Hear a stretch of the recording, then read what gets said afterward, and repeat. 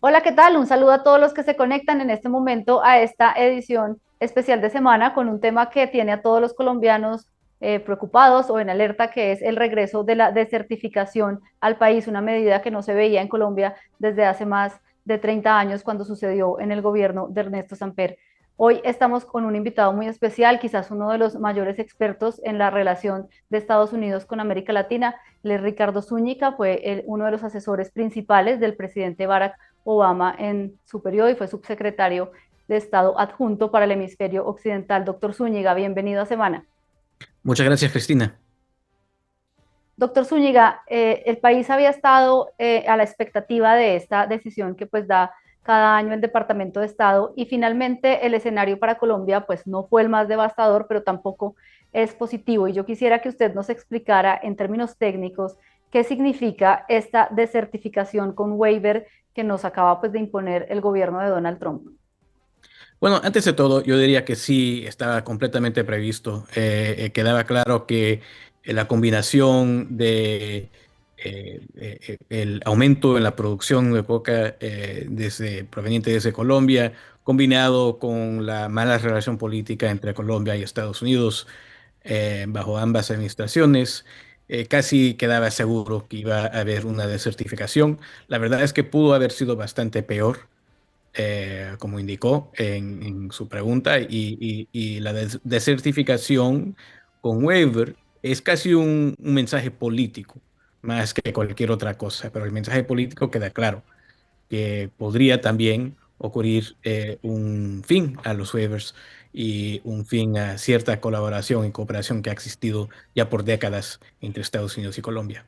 Doctor Sujica, este documento que se hizo público el día que el Departamento de Estado tomó la decisión en el que pues explican los detalles de lo que sucedió, de cierto modo es un regaño o ese, digamos que es muy enfático frente a lo que el gobierno norteamericano piensa del presidente Donald Trump. ¿Eso es normal en este tipo de decisiones o es algo, digamos que particular a este gobierno? Como en muchos otros casos, queda claro que el mensaje personal del presidente Trump es algo que quiere enfatizar y subrayar, y es un gobierno que quiere personalizar, de cierta forma, las relaciones del presidente Trump con otros líderes, porque así es que piensa esta Casa Blanca, que lo más importante es esa relación personal y que las relaciones históricas o relaciones entre estados no son tan importantes como las relaciones entre líderes. Este comunicado del Departamento de Estado era muy enfático digamos que en reafirmar una expresión y es que la desertificación obedece a una decisión estrictamente, digamos que ligada al liderazgo político de Gustavo Petro. ¿Qué significa que en un documento que pues digamos que se ajusta a unos resultados pues muy técnicos de la lucha antidrogas haya este mensaje político tan fuerte? Pues acuérdese que en el primer mandato del presidente Trump, él también estaba pensando en desertificar a Colombia antes de la presidencia del presidente Petro, porque hay pocas cosas o pocos elementos que uno puede notar durante toda la historia de política de Donald Trump, pero una de ellas es una enemistad contra el crimen organizado y contra narcóticos. Entonces, en el caso de Colombia, él por muchos años pensaba que teníamos que tener un reajuste en la relación. Lo que sucede es que en este mandato tenía la combinación del presidente Petro y la relación muy negativa entre los dos presidentes, combinado con la ausencia de personas de voces alternas que podrían presentar alternativas al presidente, y este es una administración que cumple bastante más con los deseos del presidente Trump sin cuestionar los costos estratégicos. En este caso, yo creo que sí, de cierta forma, ganaron algunas voces que querían proteger la relación entre las Fuerzas Armadas y la policía, las Fuerzas de Seguridad de Colombia, con los Estados Unidos, que son enlaces muy fuertes históricamente. Precisamente frente a lo que usted dice, este comunicado del Departamento de Estado también hablaba en términos muy elogiosos de ciertos sectores. Entonces están, por ejemplo, las fuerzas militares, las autoridades locales, y básicamente uno entiende después de leerlo que es un poco un voto de confianza hacia esos sectores, el tema de que se nos haya dado un waiver. ¿Usted lo lee así? Sí, yo lo leo así y lo leo como un mensaje claro de personas colombianos que han mantenido esos enlaces con eh, actores influyentes en Washington, tratando de proteger los intereses de Colombia según el criterio de ellos. Y uno de ellos claramente es el respaldo en materia de seguridad por parte de los Estados Unidos en un momento difícil para Colombia y los colombianos en el tema de seguridad.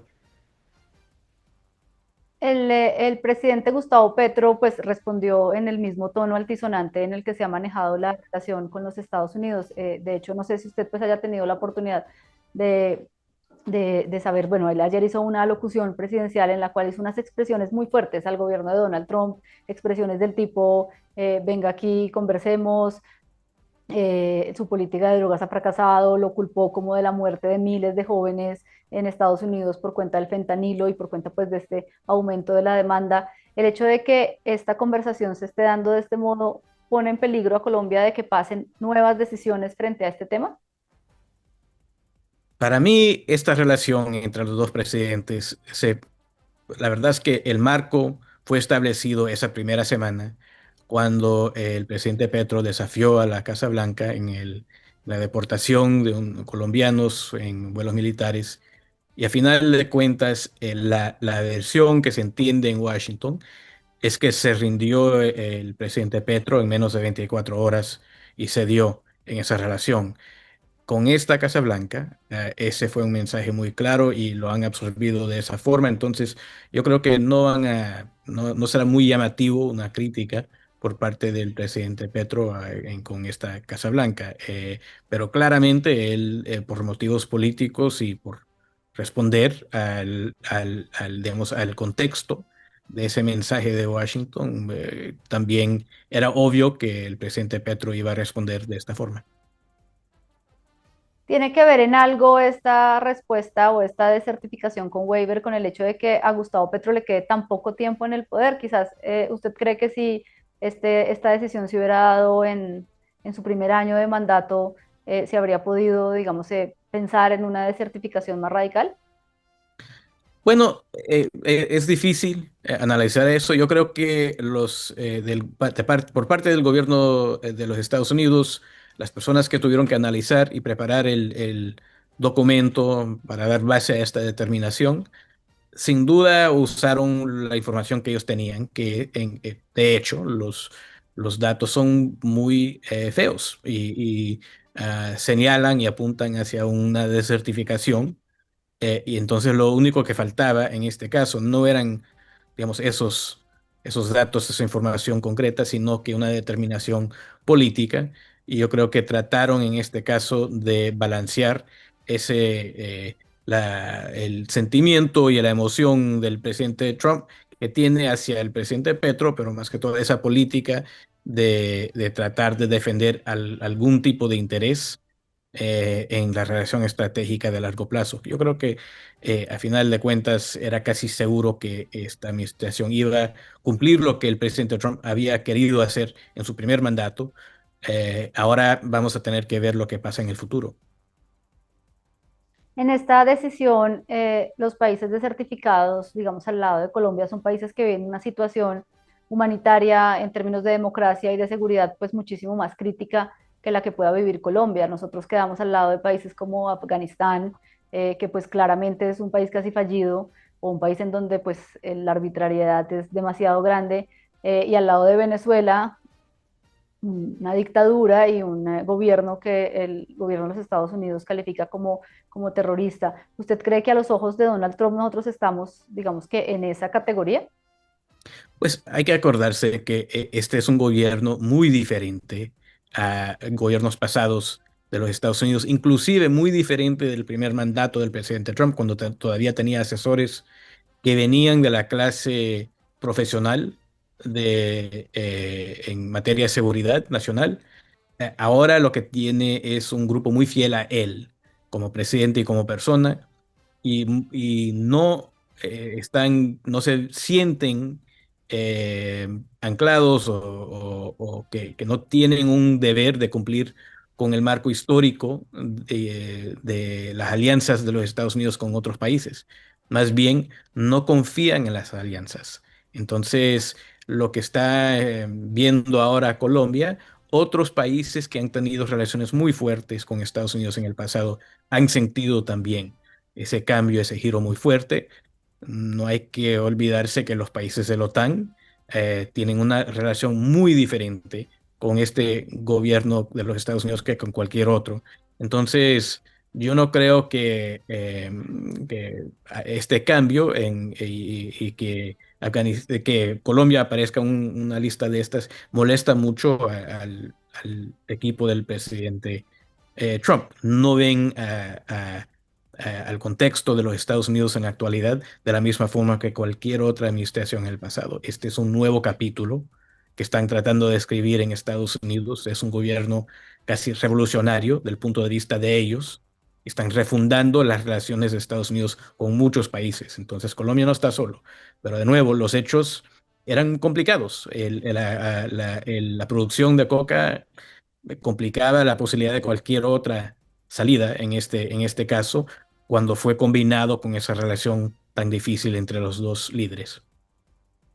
Quiero hacerle una pregunta sobre un tema que en Colombia pues ha generado un simbolismo histórico que es la extradición. Usted pues sabe que fue el tema por el cual acá pues hubo magnicidios, casi por el cual se refundó pues la Constitución de 1991 y en las declaraciones del embajador de Estados Unidos, él fue muy claro en decir que uno de los puntos que motivaron la desertificación es esta suspensión de las extradiciones que ha hecho el presidente Petro por cuenta de la paz total.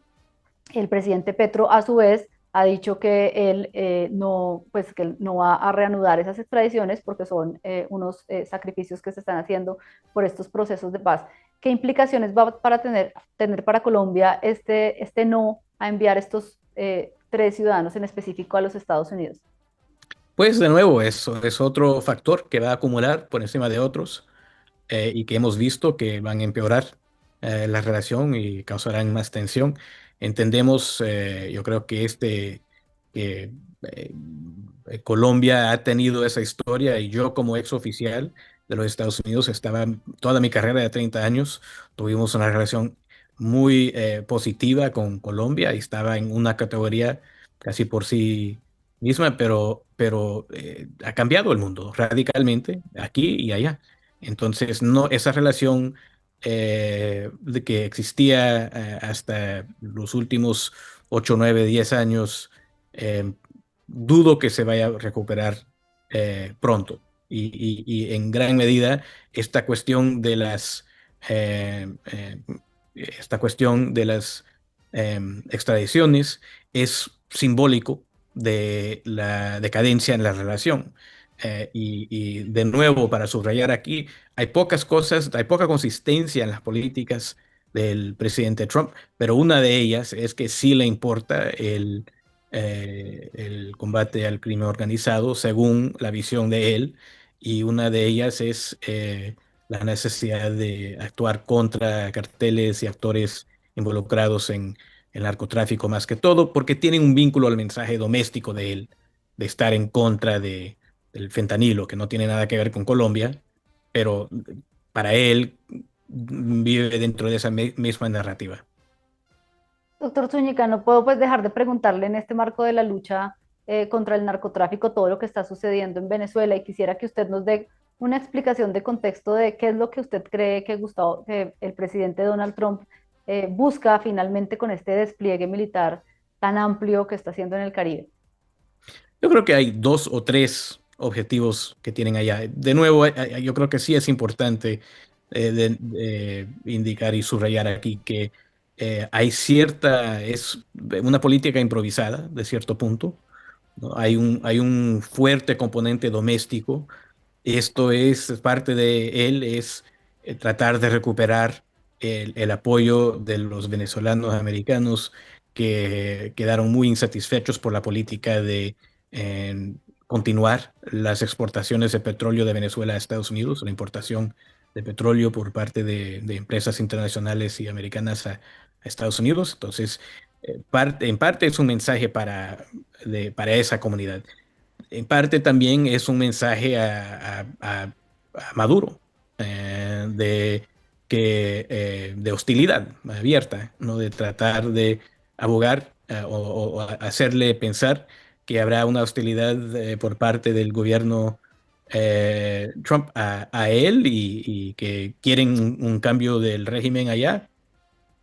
Pero él, hay que acordarse que también Maduro ya vivió eso en la primera administración, cuando las sanciones contra Venezuela sí tuvieron un efecto muy importante para la economía venezolana. Sobrevivieron eso y creo que ese mensaje, esa amenaza, está siendo interpretada como menos peligrosa para el régimen ahora, que fue el caso comparado con en el primer mandato del presidente Trump, porque yo creo que también están analizando que no habrá una invasión por parte de Estados Unidos. Los ataques a las pangas, a las lanchas que hemos visto, probablemente continuarán, aunque también queda muy oscuro, digamos, la información, muy oscura la información acerca de ese primer ataque en particular, donde no sabemos quiénes fueron atacados, quiénes fallecieron y cuáles fueron las condiciones bajo las cuales fuerzas de los Estados Unidos determinaron atacar a esa lancha. Y eso se va a volver un problema político y judicial en los Estados Unidos en algún momento. Entonces eso también creo que va a restringir un poco el espacio de movimiento para la administración en relación a Venezuela y lo que está haciendo en el Caribe. Veo que usted descarta, digamos, que la tesis de que Estados Unidos vaya a invadir Venezuela para sacar a Maduro, pero puede existir la posibilidad de que este mensaje con este despliegue militar sea para presionar a los altos mandos venezolanos de que lo entreguen a cambio de una recompensa o para abrirle la puerta a una huida tipo Bashar al-Assad en Siria. Sin duda, ese sería parte del esfuerzo, ¿no? Una guerra psicológica. Pero de nuevo, ellos también, esos militares, estuvieron con Nicolás Maduro en el primer mandato del presidente Trump. Y ya vieron, yo creo que lo que vieron en ese caso fue que no había un sentimiento en Estados Unidos político a favor de una aventura militar en Venezuela. Yo creo que eso es aún más fuerte hoy que en esa época. Hay un rechazo por parte de los votantes al uso de tropas de Estados Unidos en expediciones internacionales, en luchas internacionales, y eso también es cierto en este caso. Yo creo que en el caso de Venezuela, muy poco probable. ¿Que haya un ataque? Sí. Uso de drones contra eh, hasta el territorio de Venezuela en algún caso puntual, sí. Pero un esfuerzo total que lleve a un cambio de régimen en Venezuela, lo veo, es muy dudoso. ¿Y a quién? Si hay un cambio y los mismos militares sacan a Maduro, ellos son aliados fuertes y fieles y participaron en el robo de la elección de las fuerzas democráticas el año pasado. Entonces, yo veo poco probable que esto dé un resultado eh, contundente en términos así del esfuerzo para eh, promover la democracia en Venezuela. Doctor Zúñiga, le quiero hacer una última pregunta y es respecto al papel que ha tenido Gustavo Petro en esta situación con Venezuela. Claramente él no reconoce el cartel de los Soles como un grupo terrorista, creó esta zona binacional de frontera con el presidente o pues con el dictador Nicolás Maduro, que pues evidentemente busca proteger la frontera de una invasión de los Estados Unidos y ha rechazado pues de manera abierta diciendo que es un asesinato estos ataques a las embarcaciones que han tomado en el Caribe. Hay republicanos que han dicho que esto puede implicarle al presidente estar, digamos que en un proceso judicial en los Estados Unidos por complicidad. ¿Eso es un escenario exagerado o usted ve como alguna posibilidad de consecuencia en Estados Unidos por no, digamos que tomar partido o por con estar esta situación? Yo lo veo como exagerado, pero de nuevo, los venezolanos en Estados Unidos son un grupo muy importante de votantes a favor de republicanos en Florida y en la Casa Blanca. Entonces, habrán muchos mensajes para tratar de estimular. el apoyo de esas poblaciones. En términos así de lo que está pasando de veras, yo veo poco apoyo hasta dentro del Partido Republicano para una acción militar o una, tal vez, si quieren tratar de judicializar el caso contra el presidente Petro, podría también tener mucho apoyo dentro de esa comunidad y en los Estados Unidos, pero dentro del Departamento de Justicia, a pesar de ser bastante más político que en el pasado, yo creo que tendría que ser bastante más claro ese tipo de apoyo. O sea, un mensaje político es lo que se está oyendo desde Washington ahora, no necesariamente un mensaje jurídico. Doctor Zúñiga, millones de gracias por acompañarnos y por ayudarnos a entender esta coyuntura que pone al país pues en un déjà vu muy difícil de su pasado. Le agradezco mucho por haber compartido pues sus impresiones y sus reflexiones. Usted que pues como no lo ha dicho, ha estado más de 30 años desde el Departamento de Estado en la relación con América Latina y tiene un conocimiento tan particular de Colombia. Muchísimas gracias. Y a todos ustedes sigan conectados con nosotros para el análisis de todo lo que está sucediendo con este tema de la desertificación, las opiniones de los expertos, los análisis de los datos y las reacciones pues de todos los protagonistas de este, que es uno pues de los debates más importantes de Colombia esta semana. Los invitamos a que sigan conectados a semana.com.